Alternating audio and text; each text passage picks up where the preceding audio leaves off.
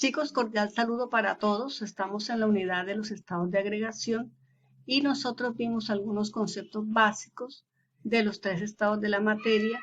En esta oportunidad vamos a estudiar los gases de una manera ya muy particular. Lo primero que tenemos que decir es que el estado gaseoso se estudia a partir de 4 magnitudes fundamentales. Esas 4 magnitudes que definen un gas son la cantidad de materia, la presión, el volumen y la temperatura. Vamos a grabar eso porque ustedes saben que una de las competencias que le estamos trabajando fuerte es al uso comprensivo del conocimiento científico. Bien, cada una de estas magnitudes, observen que tiene una unidad y tiene el símbolo.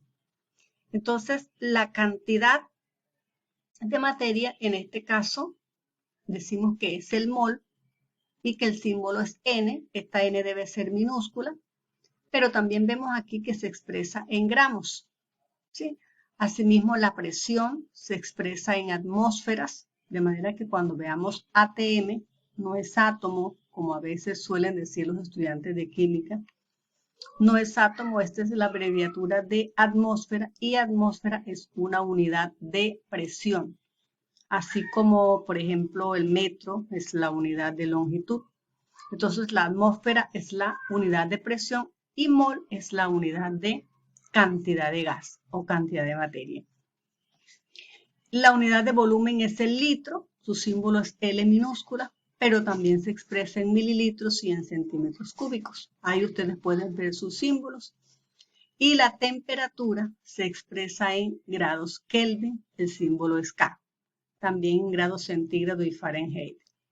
Bien, en estas primeras unidades que vemos aquí, lo que es el mol, la atmósfera, el litro y el Kelvin, son las unidades del Sistema Internacional de Medidas con las cuales nosotros vamos a expresar siempre las magnitudes del gas.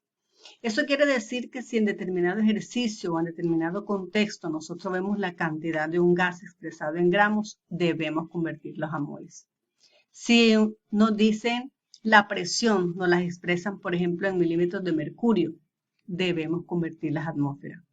Que el volumen nos los expresan en mililitros o en centímetros cúbicos, debemos convertirlos a litros.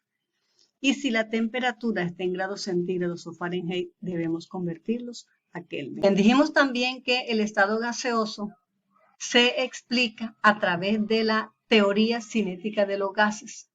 Esta teoría cinética de los gases, bueno, acordémonos que dice que el estado gaseoso está compuesto por partículas pequeñas llamadas moléculas, que la distancia intermolecular es muy grande comparada con el tamaño de la molécula.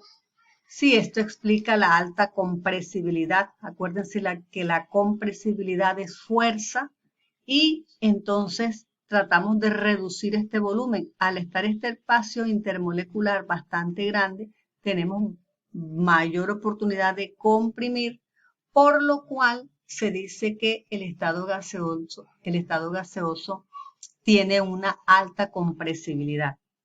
También dijimos que no existe una fuerza de atracción entre las moléculas. La fuerza intermolecular es nula.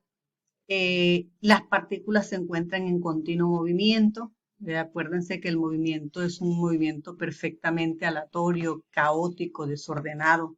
Lo comparábamos esa vez como cuando llenásemos el salón de globos y le colocáramos un abanico. Algo nuevo para esta clase es que las colisiones, esto que se está representando aquí en esta partecita blanca, que están estas dos moléculas, están colisionando, están chocando. Dice que las colisiones en el estado gaseoso son elásticas. ¿Qué quiere decir elásticas? Que no hay pérdida de energía. Cuando eso no sucede en otros estados, por ejemplo, cuando usted choca, usted está en movimiento y choca con alguien, ahí hay una pérdida de energía. Pero en el estado gaseoso eso no sucede. Cuando esta molécula choca con la otra, la molécula le transfiere la energía, o sea, la energía se transfiere de una molécula a otra. Entonces, todos esos enunciados que hemos dicho y los que ustedes conocen en cuanto a la forma, al volumen nos permiten explicar el comportamiento de los gases frente a las variaciones de temperatura y presión. ¿Qué nos permite decir esto que está acá? Dice, cuando se aumenta la temperatura, se aumenta el volumen del gas. Aquí tenemos un sistema que nos simula el movimiento o la agitación térmica de unas partículas en el estado gaseoso.